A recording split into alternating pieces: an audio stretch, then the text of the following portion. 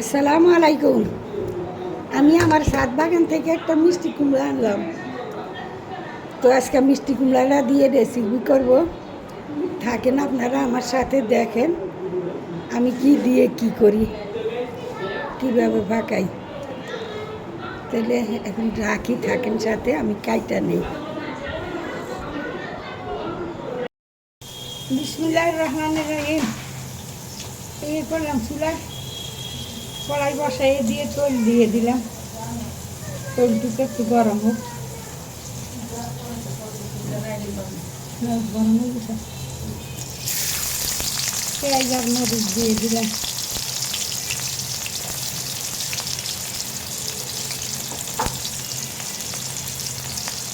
আসলে তরকারি ভিডিও করা এটা হইল মনের একটা হাই, আর নিজের পেজটার একটু আগে নেওয়া, নাইলে তো লাইক কমেন্টস হয় না।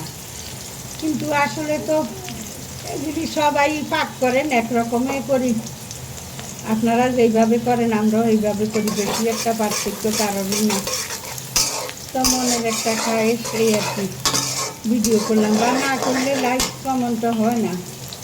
ইউটিউবে তো মাত্র সাবস্ক্রাইবই করে না কেউ, যদি ভিডিও না পায় কিসে সাবস্ক্রাইব করবে, সাবস্ক্রাইব না। তো এই জন্য করা। তো আশা করি বন্ধুরা সবাইকে ফলো দিবেন, সাবস্ক্রাইব করবেন, কারণ আমাদের সবাইরই প্রয়োজন সবাই ভিডিওই গ্রোথ করা। কিন্তু একটু রসুন বাটা দিয়ে দিলাম, একটু আদা পেস্ট দিয়ে দিলাম।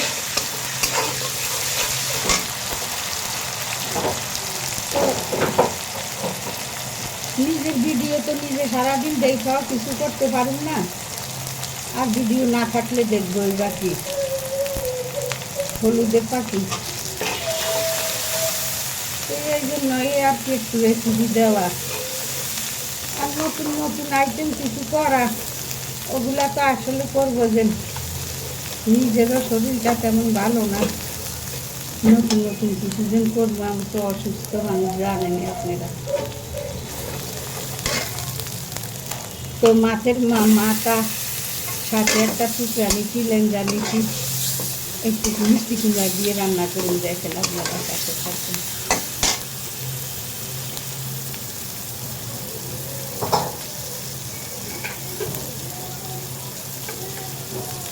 লবণ দিয়ে দিলাম।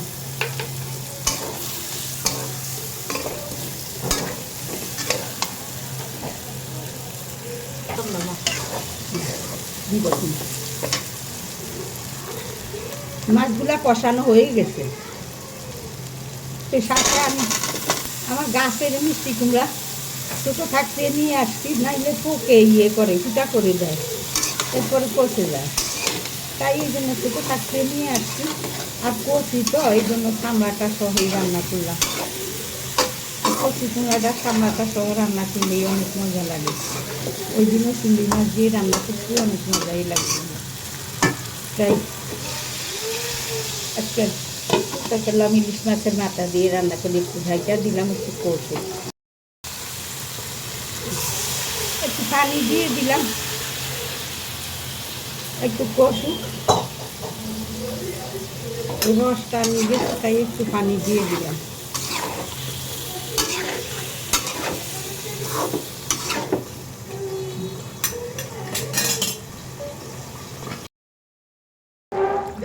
তো হয়ে গেছে আমার তরকারি, টুকরাটা ধনিয়া পাতা দিয়ে দিলাম। ওই রেসিপি হলো মিষ্টি কুমড়া দিয়ে মাছের মাথা দিয়ে রান্না করলাম, এই আর কি হয়ে গেছে।